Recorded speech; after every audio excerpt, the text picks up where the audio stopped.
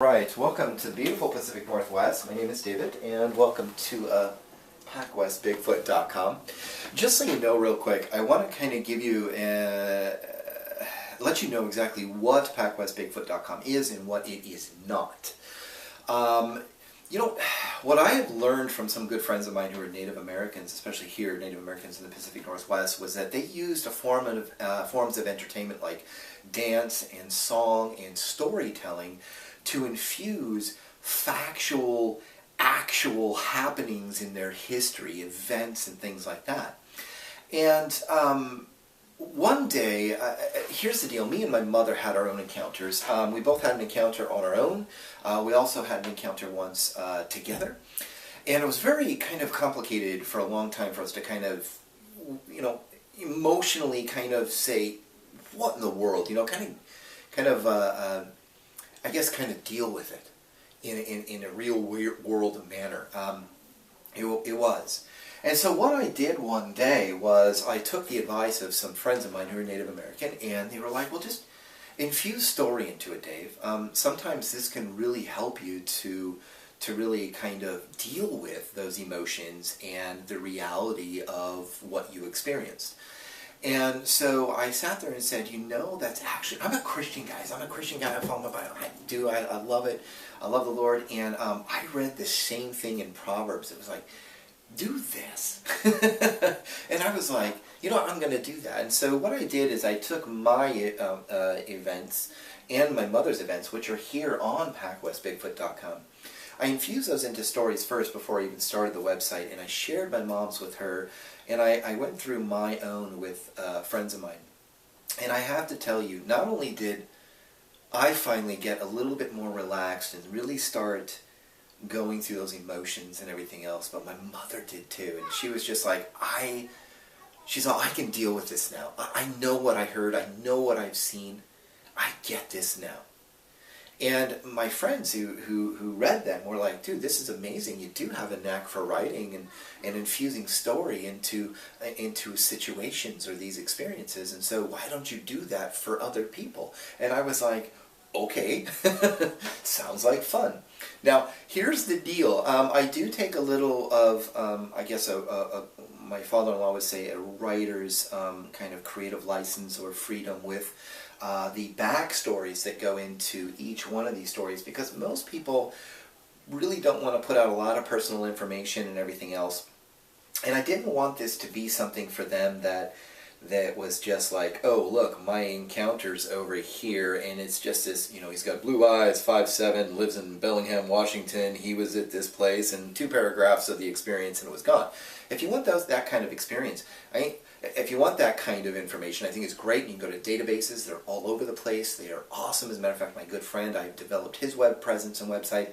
They're doing that at this moment, helping them put it together. Awesome stuff. But here, it wasn't just meant for me and you, the purveyor or the follower of these different encounters online.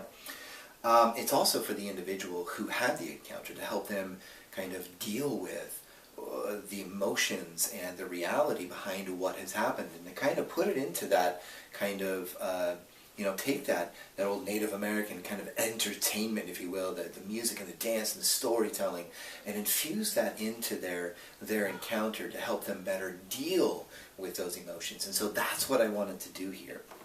Now, for those of you, what this is not, and I want to set the record straight real quick, because there was a few of you guys out there who I've been warned about, and I'm going to tell you this right now. First and foremost, if you come to me saying anything that has to do with me trying to ruin this whole Bigfoot research thing, first off, blow it out your bum, because that's not exactly what's happening here. As a matter of fact, we are on the same team.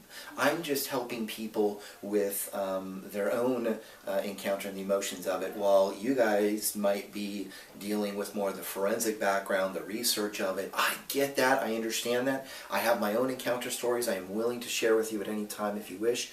And give you some ideas of some of the forensic stuff that even I know that I've found, and kind of dive into that kind of science side of it. That's fine with me.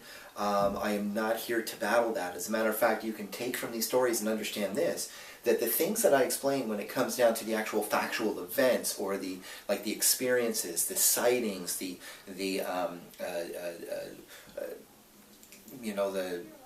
footprints and whatever, these things actually come from real people, so you can use those. And for the most part, I'm going to use their words as much as possible in here when it comes to describing the actual encounter or sighting or experiencing any sort of evidence of Bigfoot. So I want you to know that. And I don't want you to think that I'm really down on you guys because you're like, so hardcore about all of that. I am really not. And although I'll tell you this right now, I was warned getting in here by good friends of mine, very popular people who are not only on TV, but are bestsellers and authors and researchers and biologists about this particular realm. That's my 2-year-old. About how people can get a little sticky with it, and I understand that. And for those of you who have gotten sticky with me already or plan on getting sticky with me, I forgive you. I let it go. It's okay. If you don't like this here, don't deal with it. Then it's not for you. Go to the reference sites and things like that. Listen to your shows and your things that you're doing right now. I greatly appreciate that. And I greatly, and you know what? I'm probably following you anyways and learning from you. So what I'm saying is this. First off, I'm not dealing with what you're dealing with. I'm dealing it with in a different way. Okay? That's what I'm doing. That's what we're doing here as a community. We're dealing with a different part of the experience and this history of encounters of Bigfoot. So we're dealing with it on a more emotional level and trying to get through those things. Whereas some people are out here just dealing in pure research and pure science. I get that. I understand that. That's awesome. The backstories, as I said, I have a creative writing freedom with those backstories. And sometimes I don't, though. You guys need to understand this. Sometimes I don't. Sometimes these are what I was given. This is the story I was given, the story I was told, and the story that I spit out back to you, period. So that's just how that is. But all the encounters, no matter what, those encounters are real. They're from actual people with real, actual encounters. Okay? I'm just creatively writing in the story part to it, the background of everything, the backstories to people and individuals. So that's all I'm doing there.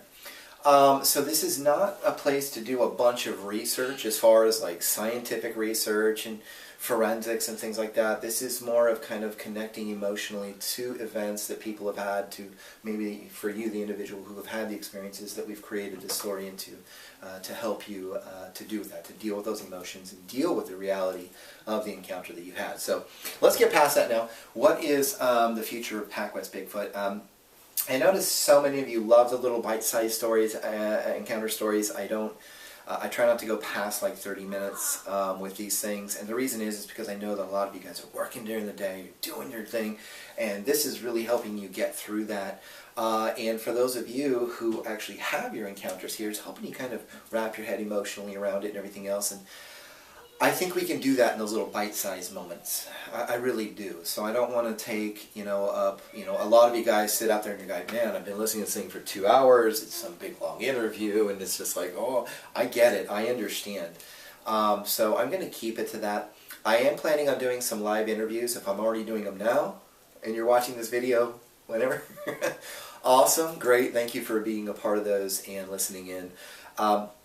Those will also be anywhere between a 30-minute and a 45-minute setting, because a time limit, because I don't want to go past that 45 minutes.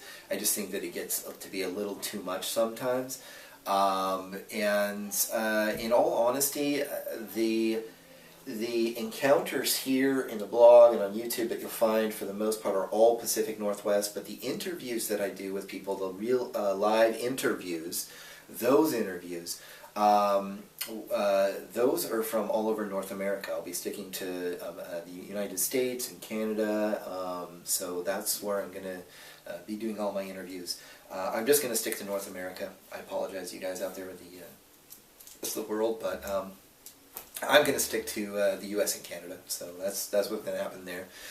Other than that, those are just, live interviews of people and their encounters.